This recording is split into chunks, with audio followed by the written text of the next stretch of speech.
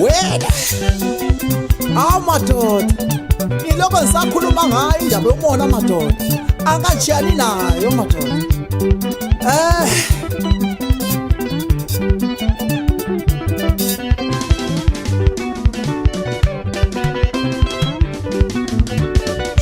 baba soma usisumhlaba wakho abantu bayakhala ngenkinga zabo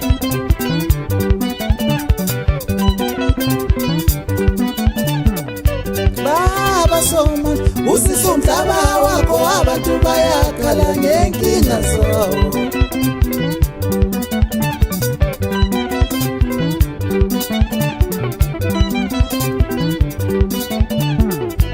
uSathane ugokile baba soma uhlasela bona abantu abanamandla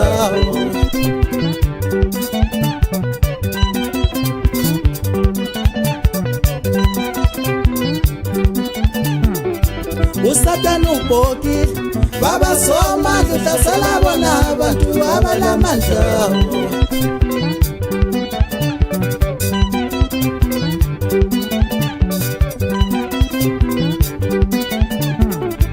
ungathenga imoto sewuyabulawa uvela amandla akho usenza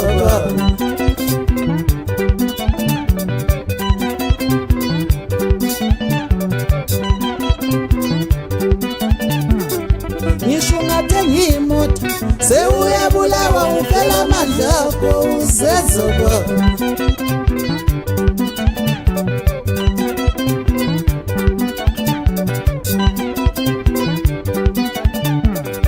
ungakumusi sewuyabulawa uvela amandla akho usezoba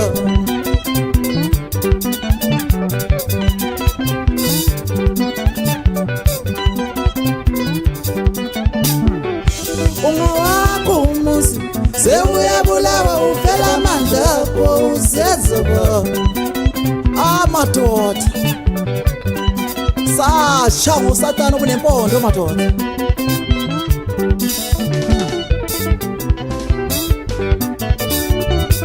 usisumhlaba wakho usisa umona uyaphambili baba busisa umhlaba wakho busisa umona uyaphambili baba busisa umhlaba wakho busisa umona uyaphambili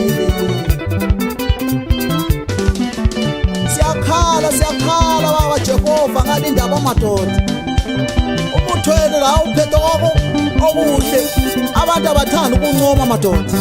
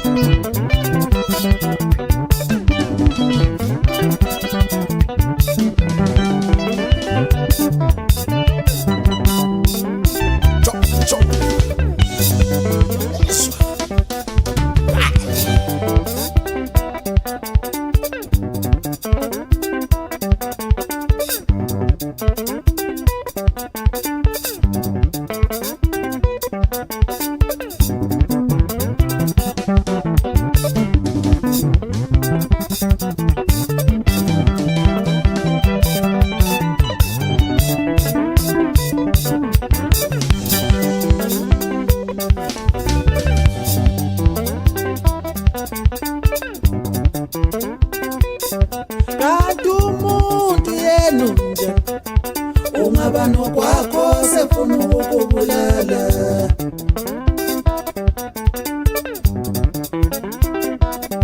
kanti umuntu yenu nje ungaba nokwakho sefuna ukubulala umuntu ugcwele umona madoda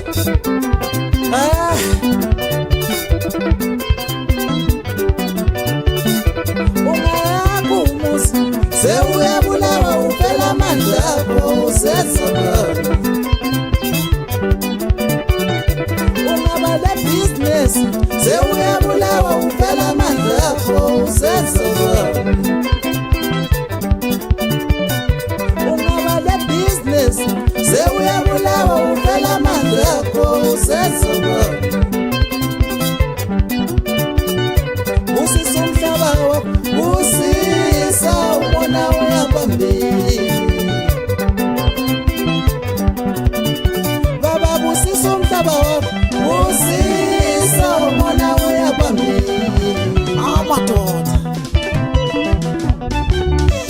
enzima madoda.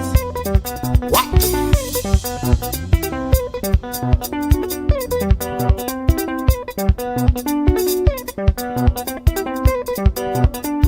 impilo namhlanje akusela into enhle madoda.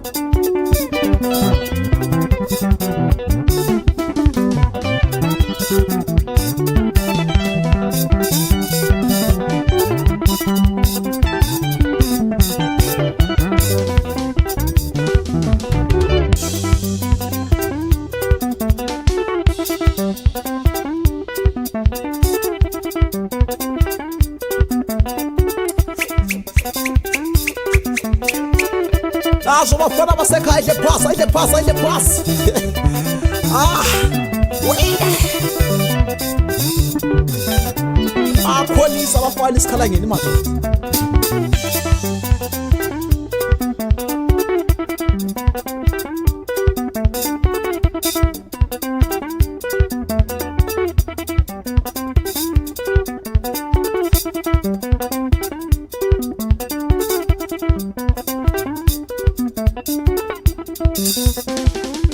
Asambeni bafana beshani fellows ichannel indaba zomona madoda.